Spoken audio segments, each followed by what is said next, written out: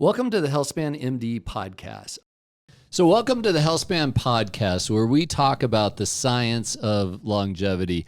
I got to tell you, I am very excited today to introduce you all to Dr. Amber Enright. The main reason I want to introduce Dr. Enright to the HealthSpan audience is that, as you will learn, she is a true master at the art of living well, which, really is the goal of HealthSpan. She is a healthcare innovator, has a driving passion for high quality healthcare, but she doesn't just stop there at providing an incredibly high value service, as you will learn, to a population that is facing some of the biggest challenges that that any of us can face in our life.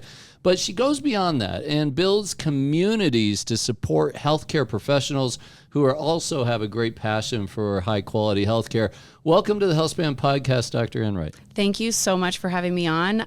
What a great introduction. Thank you. Oh, it really is an honor for me. So, I really learned about you a few months ago. I first went to your website and was really taken aback by the niche, the wording, the population that you're targeting.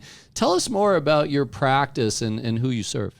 So I'm a doctor of physical therapy, and when people think of that, they usually think hips, knees, backs. I've had that before, a replacement of a joint. My patient population is very different. I primarily see patients with dementia, cancers, primarily brain cancer, and movement disorders such as Parkinson's disease. So essentially, these are neurodegenerative diseases, things that when people get diagnosed, they're thinking, oh my gosh, my life is over. I'm essentially sick and dying from this moment forward. It's an incredibly underserved population, even though there are millions, probably billions of dollars going into research for these diagnostic groups. It may or may not be actually changing the life of the individual right now as we see them today. And that's actually what moved me into that. It's a little bit of a puzzle piece on how I got there, because I thought I was going to do pediatrics, but it turned into the same thing, a piece of a puzzle that I knew I could fit, and took a little creativity to solve a problem for an entire group of people. And I think that these people need it the most. They need higher care.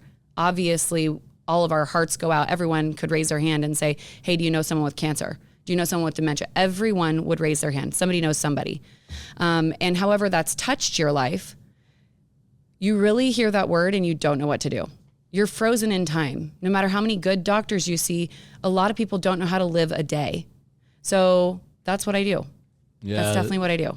What an amazing service that is. I will tell you my experience as a physician.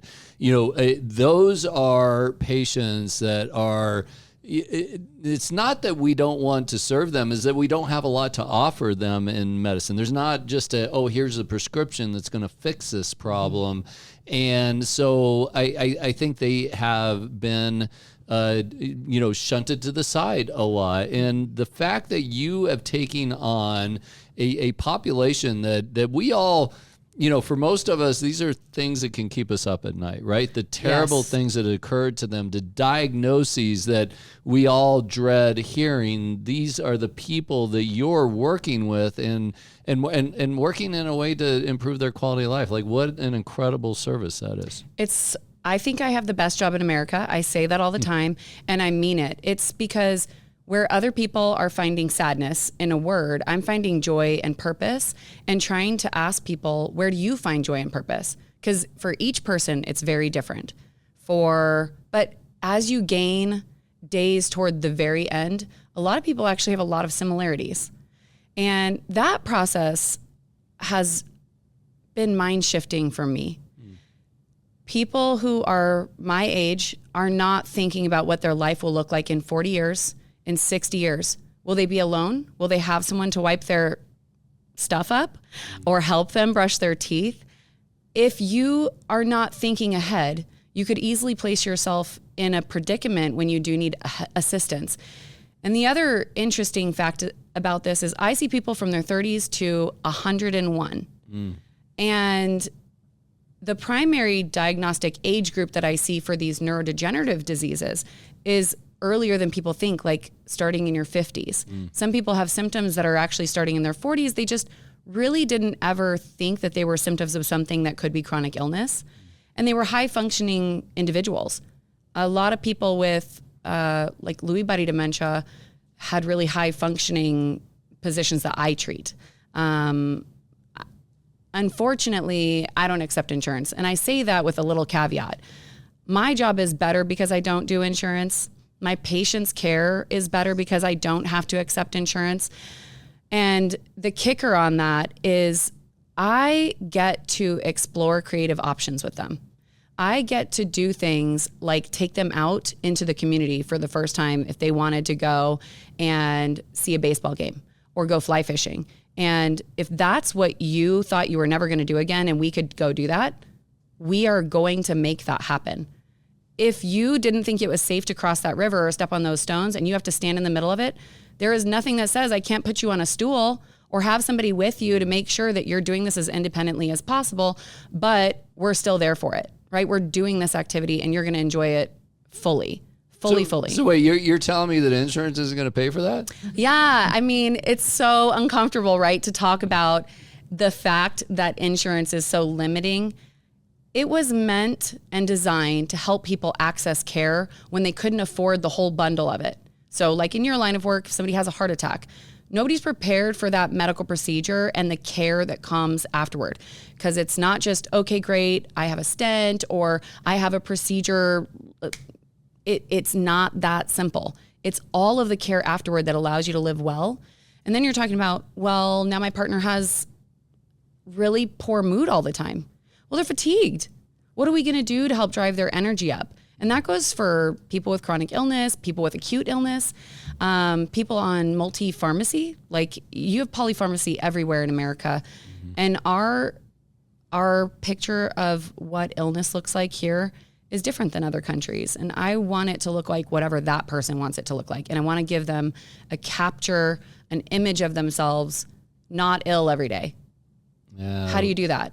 That's so beautiful. And, you bring up so many good points because you're not just treating the patient's physical health. You're helping, giving them some guidance on the mental health and then their family. I remember this was a really striking thing for me when I was a doctor in training and I had patients whose spouse was afflicted with dementia and how it was so impactful on their health, mm-hmm. And there was a book out at the time that often would be brought up, the 36-hour day, mm-hmm. that was the life of a spouse of somebody with dementia. It sounds like something that you experienced firsthand in your patients. If you look at most of the websites for dementia specifically, personally, I believe that they are essentially fear-mongering websites. Mm. I hate even using that term, but it's like, hey, we need to donate all this money to research and science, and I get it. But the websites, my patients, when they look at those websites, their feedback is this is about the caregiver and this is about research dollars. It's not about me. Mm. Where am I? Yeah. How does somebody help me? And I think that they feel helpless looking at that. I can't be a bigger advocate than to say, I cannot live your experience for you, but I'm sure that you don't want to live it in a poor way. Whatever days you have been given, whatever months, whatever years, if you allow it to be a downhill slide, and don't fight it, that's all it will be. You will decline. But there are many things that you can do, not just to enjoy a day. Like we're not just like planning outings, we're talking about what is important to you. So if your primary goal is to go into the bathroom by yourself and you have balance issues and you cannot appropriately clean yourself, what do we do about that? How do we practice it? How do I ensure that you're going to do that? I want to make you have dignity. I want to be able to gift you whatever your primary goals are. How do we do that? I have to come up with a unique plan and problem solve that with each patient. And as they go, those challenges change. Mm-hmm. If you want to go to your son's graduation, if you want to essentially just be able to walk down and watch something at the end of your yard, what are the requirements of that environment? And how can I not just like make them easy for you, but how do I make you continue to be able to do that? How do we make it success over time? Those are big deals for me. They are patient driven. That is a conversation for you. You get to uniquely answer it as my patient. And I do think it's a big miss. All therapists are taught to ask their patients, well, what are your goals? Patients don't even know how to answer that. Well, I want to be able to move my knee better. It hurts. I don't want to have pain here. Okay, I understand that. But why do you need to have no pain? And why do you need to be able to move it better? Let me tell you, my daughter just had a 3-month-old and I want to be able to get down on the floor and play with her. Perfect. That's a functional goal. That gives me purpose. It's socially driven as well, which is one of the best gifts we can give people who are feeling alone, who are fearful, who are not sure when they should ask for help. And also they're going through it personally. So sometimes it's also like they are changing inside as they go. They've gone through maybe some disbelief, some acceptance, all of the, essentially depression scale things until they come to a point where they're like, I just want to be the best myself, the best me, the best version of myself. And I hope that we can get everybody there and we can start thinking about these disease processes a little bit different. I can't just put you in a chair and have someone feed you and put a TV on and say that I'm providing you care. It's just like, it's not satisfactory. Wow. What a great service. And, you also bring up that great point of that start with why. Of course, that's a book, the Simon Sinek thing. But, I've recognized that in my practice. And in fact, had it this week. I have a gentleman, he's in his late 70s. He's significantly overweight, 50, 60 pounds. His health is affected by that. I'm talking to him about his blood pressure and his diabetes and all these things. And you can just tell it's just bouncing off of him. Yeah. He's just like, those aren't my goals. But then I recognize that. I took the step back and I'm like, okay, what can I help you with? Like, what's your goals? He pulled up a picture on his phone of his 4-year-old granddaughter and he says, I want to walk her down the aisle. And I'm like, okay, let's get to work. This is real now. I said, if you're in, I'm in. And he's like, I'm in. And so then it started resonating with him. And I just love that approach. Tell me, you brought up several examples of this, but dealing with a population on an everyday basis that is facing these tremendous challenges. I guess 2 parts to this. One, how do you maintain your energy through all of that? And then number 2, how does that change the way you live your day-to-day life? So I've always had a lot of energy. Focusing it into something that I can be passionate and proud of can be 2 different adventures.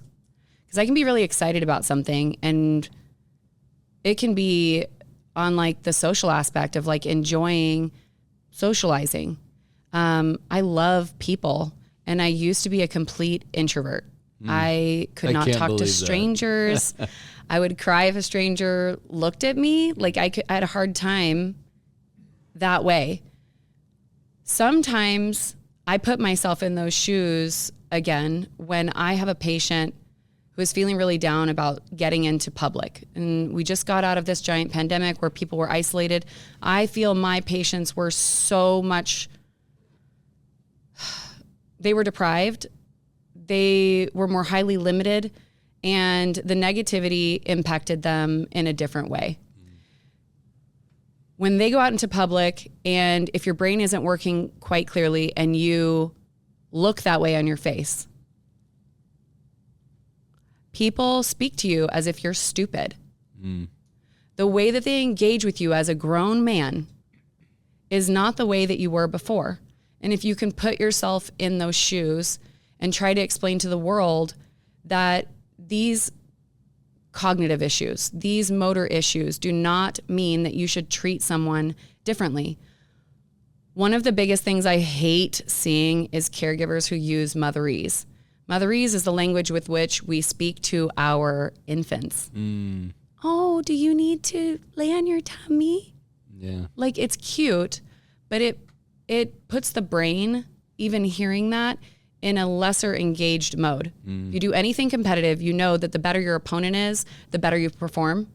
You're like coming up to a really hard opponent. You are focused. You are practicing. I want my patients to want to perform for me the best they can every time I walk through the door. And when I bring energy into that door, it needs to be positive. It needs to be uplifting, even on the days where they got bad news. And I need to be able to build trust first. These relationships that I have with my patients are very unique. I know all of their family members. I know when they have old colleagues that come into town and stay. Many of them are, retired executives of every kind of business. They have taught me so much. I have reverence and respect for them. When you look at someone you deeply respect, how could you not take care of them to the best of your ability? When we look at people like they're dumb, even like, you look at someone, they've got hearing aids in and they're older. So people are like, hey, it's Thursday. I don't need to speak that way to most people. I actually have to check and see if they can hear me first. Their hearing aids are there for a reason. And even by doing that, they are going to either feel offended by me or respected by me. So there is a lot that goes into that interpersonal connection and relationship that deepens what I do and helps them feel less guarded, more protected, more trusting. So when something happens, they will come to me, they will explain it, and I want to help them in whatever way I can, even if that means that they need to go somewhere else besides me. And I think that's the biggest tool we can use as healthcare providers is collaborating in a way that is of the patient's best interest, not mine, but the patient's best interest. And each of them has quite different needs. Like two people with the same diagnosis almost never look exactly alike. Yeah, such valuable insights there, and ones that we all need to remind ourselves about. I love Stoic philosophy, and they talk a lot about in Stoic philosophy this concept of reminding ourselves that life is finite, that our end is coming. We're mortal, and how that can improve your quality of life now, help us focus on what's truly important, be in the moment. Does that philosophy resonate with you and your experience with people that are going through these challenges? Definitely it does. This is a conversation I have with my patients all the time. Sometimes it's the first time they've had it where I'm asking them, have you had any conversations? Who is your MPOA? And sometimes they have all that. They've got an estate planning attorney. They've got documentation on it, but they're not really sure. Am I allowed to change my mind? And that's a regular conversation. What do you want? I have a patient who he has a form of dementia that messes with his autonomic nervous system. And so his heart rate is typically incredibly low. And he saw a cardiologist, had a loop recorder placed, and there's been several times where his heart stops. I've been at the house when this happens, and his wishes are to go in his home, to not be in the hospital, and for his wife not to call 911. And then they have essentially like organ donation set up. They have that number to call. It's interesting. Because when I'm in the house and that happens, my role in healthcare is a little bit different. If I didn't know his wishes, I immediately have to call 911. Yeah. Why are we not allowed to have that conversation all the time? It's not a negative. I'm going to die one day. That's okay. Nobody's escaping it. Right. How do I live it? And many of my patients have a second lease on life. They have new relationships with their wife, their husband, their children, their friends. Their circle is smaller. They're less likely to call you because they don't want to talk about their disease. They want you to treat them, essentially, this is what my patients tell me. They want you to treat them like they always were. They want you to tell the same jokes. They want you to come over. There's nothing that allows another person to make that choice for you. You have to make it, but you have to know that you're allowed to make it. If you want to lay in a bed and get worse every single day, and if people come and feel bad for you, you can. That's what the U.S. hospital system, in my opinion, does. It creates a hospital bed end of life routine. But in my experience, many of those months, years can be avoided that way.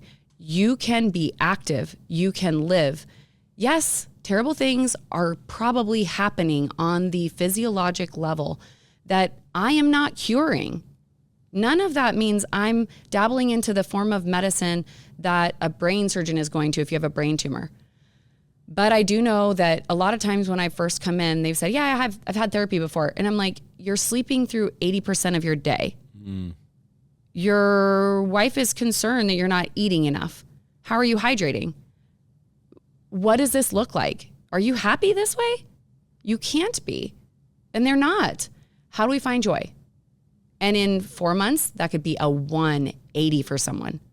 I did not cure their cancer. I cured their view on what their day could look like, on what this version of something that's terminal and death coming at them is the opposite.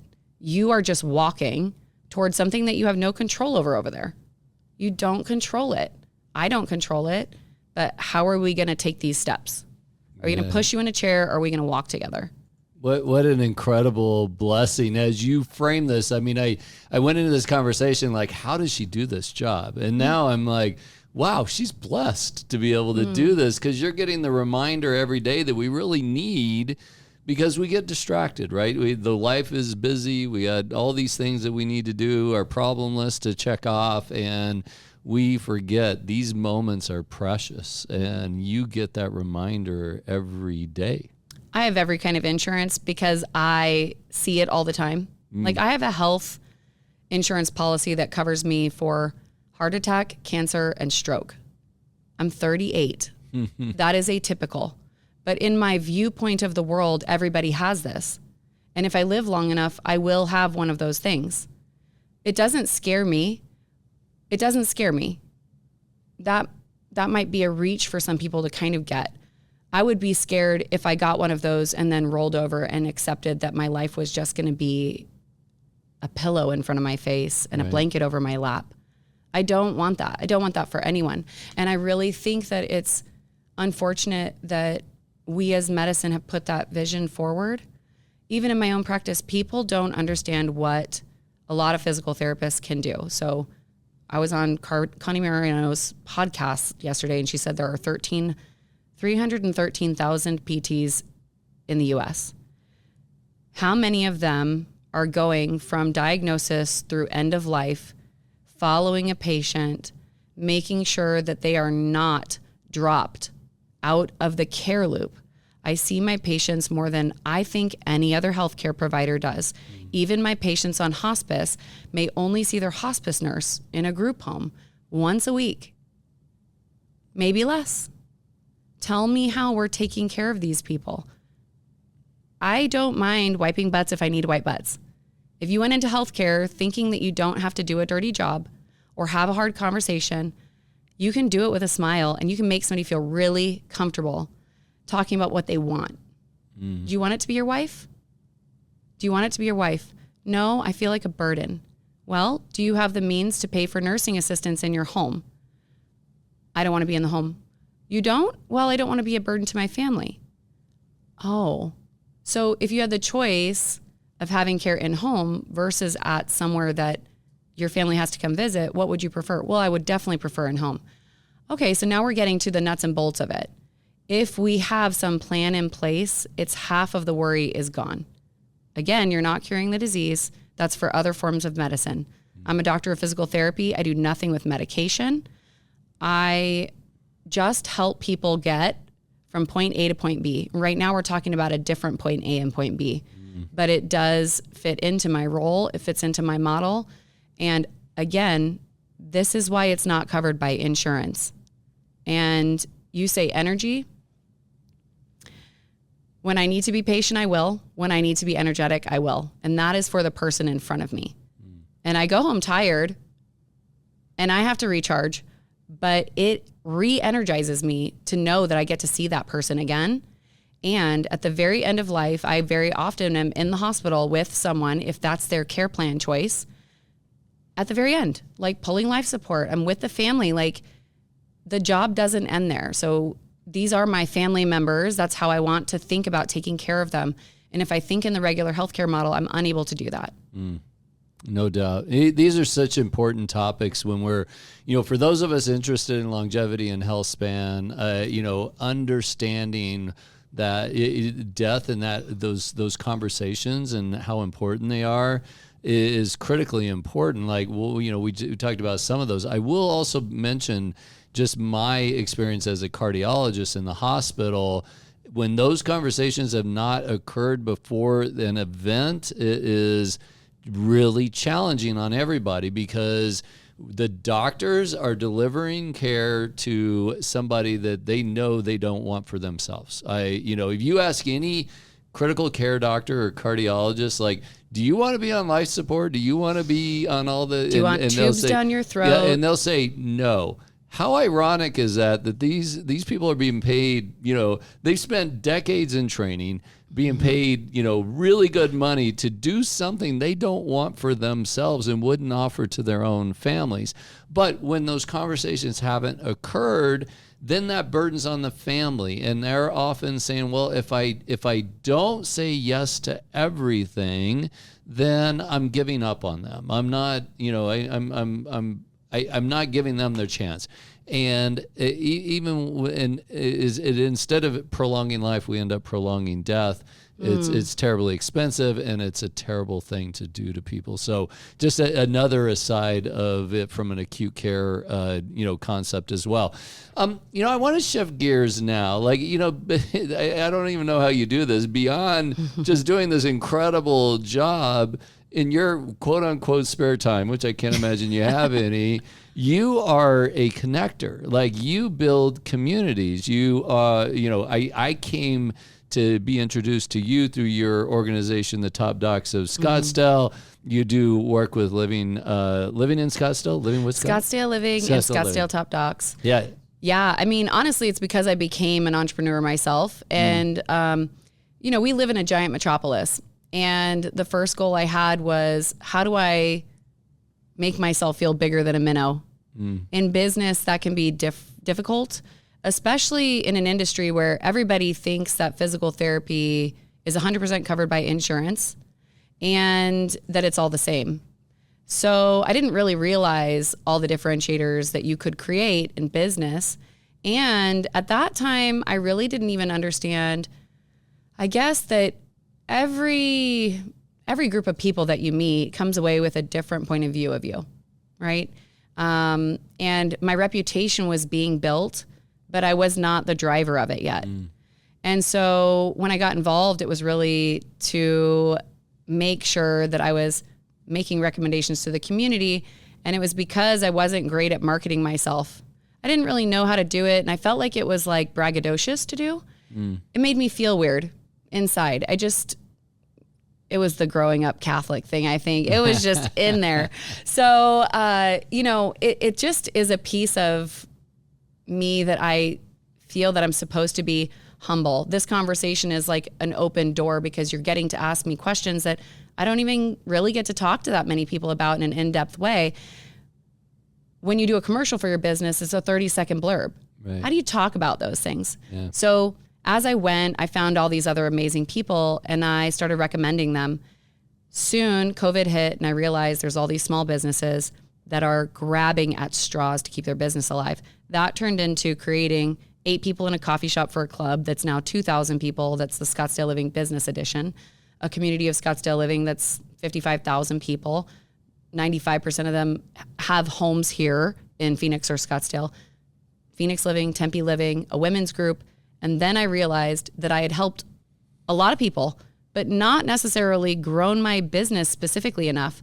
And 2 years ago, I just got a call from Ryan Martin. He does MSK ultrasound, and he works hand in hand with physicians, and he's a PT. He's grown an amazing business model. I've always kind of admired his career path and his sense of business. And I sat down with him and like 7 other PTs 2 years ago. That's how Scottsdale Top Docs started. It was a think tank for therapists. It turned into me realizing that they needed help with other providers, knowing other providers. Any specialists were beneficial to this group because if I see someone 3 times a week and they have a need, I'm probably going to hear about it, especially since I'm asking them about their health. And if I don't have a good recommendation for them, or I only know one of one, that's going to be a problem. I need to know who fits that person the best. And I love making friends with people. Like, I just like it. So that was easy for me. That was part of just getting to know people. That part turned into networking groups. I'm proud of it, really proud of it. Obviously, it's how we met. And one of the things that always has gotten me is how little people know about my profession. Not me, my whole profession, about what kind of diversity we can have. There are pelvic floor therapists that pretty much just work on incontinence or bowel and bladder programs for like spinal cord injured patients or people who've had bad chronic back pain or who've had bad chronic illness. A lot of people don't know that exists. Vestibular therapists who everybody thinks you just go to an ENT, who might do one treatment for you, but there are vestibular therapists for your dizziness. And they're going to help you determine if it's an inner ear problem or a coordination and balance problem. So, my profession is so vast. This is one little piece, and I'm glad I get to be one little piece. But I really wanted a way to uplift my whole profession. And I think that every professional I've talked to doesn't really know a lot about each other's professions. And that's a key point we can all improve on. And so how do we not tap into that? Everybody has to. And it's not networking where you rub shoulders. It's networking where you get to know another professional's specialty. Yeah. You're in longevity. That's a specialty inside of cardiology. So you're talking about like, I have patients who are morbidly obese, and you're right. They don't want to talk about weight loss, but you're talking about how do I walk my 4-year-old granddaughter down the aisle in 20 years. Yeah. It's amazing, but they have to trust you to take that advice and then to turn it into action on the other end. You are holding them accountable. How do we do that? Trust, trust, trust, trust, trust. I need the right people at the right time, and I need to be able to get that to my patient. That's what a great story. I was so impressed with the organization and, the event that I attended. The energy in that room was through the roof, and what a great, aggregation of people with a shared passion for high quality care. Like that's what, everybody got up and talked about what they did. And every time it was, and I as you know, and I've shared with the audience several times, I think corporate medicine is killing the quality of healthcare. It's killing the doctors and the providers and the professionals, and it's killing the patients as well. And this was where I saw hope that there is a hope for providing that high quality care, and it's going to be people like this. Just like I think the savior of our U.S. economy is small business. I think that is where we really need to bolster those people and support those people. I think the same thing in healthcare. And man, I'm just so impressed with your foresight and your passion for this, because your work is not just touching those lives that you're so impactful on in your practice. You're touching all these people's lives, and then they're going out and touching their patients' lives. I mean, that must feel good. It feels great, but I want to throw this back at you. You did a presentation at that meeting, and I have no doubt you said all these nice things about me. The people that gave me feedback after that meeting had such inspired notions to do better. And I think of this often, we want to be excellent in healthcare. We want to be exceptional providers. And not all of us are the top 5, 10, 20% of our even profession, okay? I'm not in research. My name's not authored on an article somewhere, but I want to have impact elsewhere. You inspired people. We need to be exceptional. And how can we do that if we are not thinking in exceptional ways, outside of the box, doing something a little bit different? And I do believe it's the future of healthcare, that we're standing in the precipice of it right now. And it is meant to do something bigger than just build businesses. You mentioned that medicine itself is designed to even keep doctors on the low end of what they could be doing. I believe that's true. Everyone in the room was silent. They were sucked into exactly what they know is true about their own environment. I'm living in a box. I'm uncomfortable here, but this is how it is. but I just make this much. But that's not my job. But I can refer that out. Somebody else can take care of it. I have more patients to see. I have more notes to write. Insurance doesn't cover that. Where do we make it stop? Where are we accountable? We have to do better. And you rang that message so true in your entire, it was 35 minutes of genius. Everyone in the room needed to hear it. From physician to wellness provider was in that room and everyone was inspired. So thank you very much for doing that. You carry the same energy, whether you recognize that or not. And I know you worked at Mayo for 20 years and you came out and you had this great messaging about what I was and was not allowed to do within a system. It wasn't about Mayo. It was about this medical system. And you became more accountable and you held other people more accountable. I cannot do that. I don't have the 20 years of experience that you do. You're calling people to action through being a good example, by being exceptional. So thank you. Oh, it was a real honor for me to be there and to interact with that group. Like I just felt so optimistic about what the future is, and recognize there's like many people in that room that I'm like, I need to connect with these people. Yes. Like I need to know about them because I have patients all the time that need that service, and I see that as one of my, like, I think about a referral as important to me as writing a prescription. Like if I'm writing a prescription, I'm thinking through very clearly the risks of that medicine, the benefits of that medicine, and that patient's preferences, and I frame that with my patients each time because, and it's a unique conversation for everybody because everybody's risks, benefits, and preferences are different, right? Yes. For whatever thing, we can't get into this, well, penicillin's good because it saved millions of lives. Or penicillin is bad because a few people had allergic reaction to it. Like it's not that simple. I think the same thing when I send referrals is that I want to know that I'm sending somebody to somebody that's going to give them great care. That room was filled with people like that, and that was you. So thank you. Yeah, thank you for allowing me to be a part of that. I guess I want to start to wrap up here and have you tell us a little bit about the things you're excited about in the future, things you're excited about in your practice and physical therapy overall, or your community, the Top Docs community. What are the things that you're looking forward to? Yeah, so this community is still in its infancy. And one of the things that inspired me, and I always use myself as the example because when I have a question, 500 people have a question. And I've happened to be the person that doesn't mind raising my hand. And I also don't mind asking it like I'm dumb so people can explain it to me like I'm a kindergartner, because I don't need someone to waste 20 minutes of their time if I didn't understand the information. That is just silly. The community needs to understand that access to care, getting care, doesn't mean that you have to accept the list on the paper. The list is much bigger than that. So instead of being, I call it like baby bird, if you are the baby bird of information, you're just going to take that list and that's all you're going to look at. I want to make exceptional providers who are solopreneurs typically, and very excellent at what they do, more visible because they don't have $20,000 a year to just spend on commercials like a big hospital system.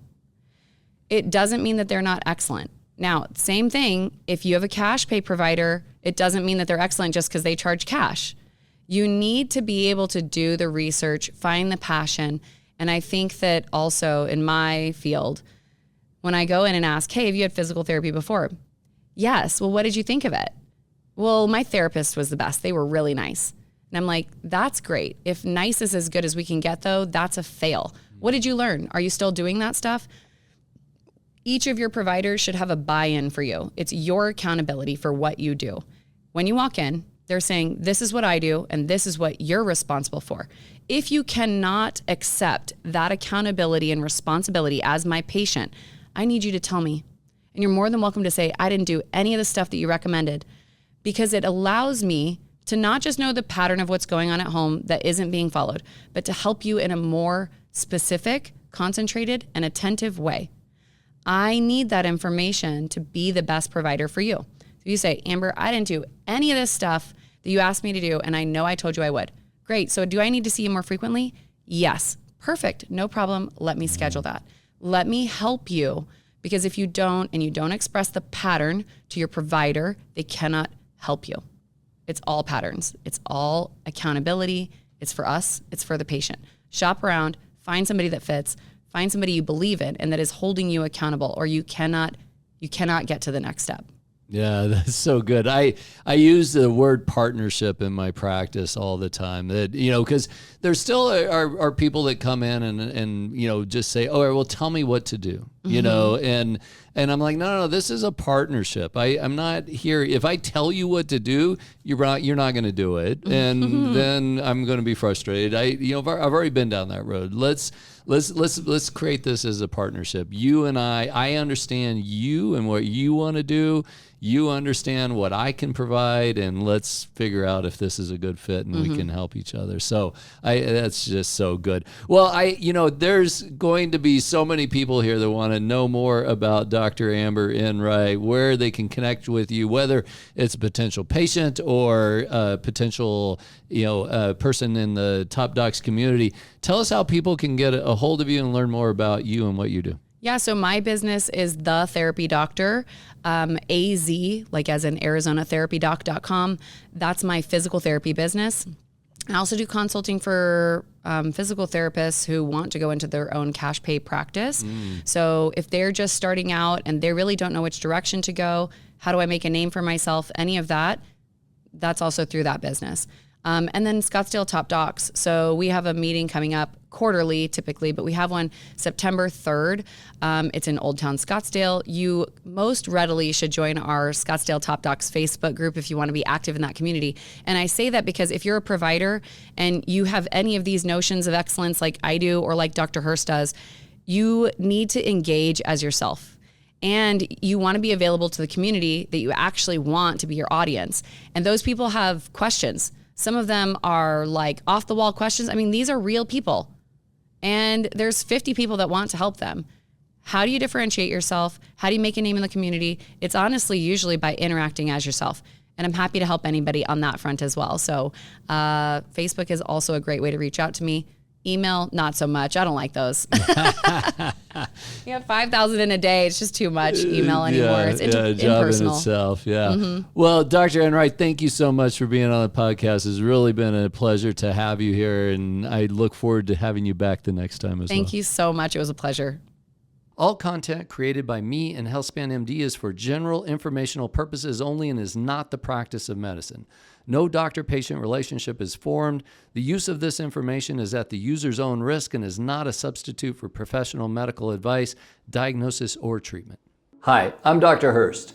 We created HealthSpan MD for people who are dissatisfied with healthcare.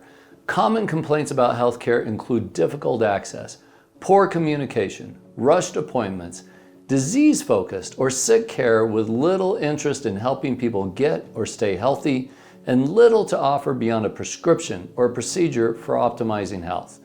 This type of healthcare is unacceptable, but most aren't aware that they don't have to accept low-quality healthcare. HealthSpan MD provides exceptional medical care. That means appointments when you need them, time to talk to your doctor, get your questions answered, understand your problems, and get a clear plan to achieving your health goals. But it also means a comprehensive, proactive approach to your health that goes beyond prescriptions and procedures. As a HealthSpan MD patient, you will get our expert, physician-led team of doctors, health coaches, dietitians, exercise specialists, mental health, and other health professionals to help you take advantage of your best opportunities to prevent, treat, and even reverse disease. And you may be eligible to have our care model reimbursed by Medicare and some commercial insurance. If you're no longer willing to settle for low-quality health care, schedule an appointment at HealthSpan MD to experience health care as it should be.